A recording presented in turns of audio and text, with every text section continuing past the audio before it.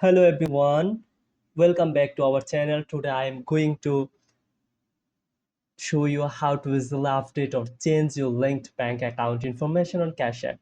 Whether you switched banks, got a new account, or just want to update your details, this quick tutorial will walk you through the process step by step. Let's get started.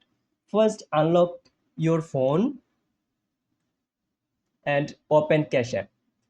Tap your profile icon in the top right corner, then scroll down and tap linked banks or linked accounts to view your connect bank accounts.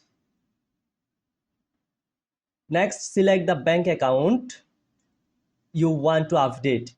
You will see option either remove bank if you want to delete your current info, or replace bank to swap in a new account.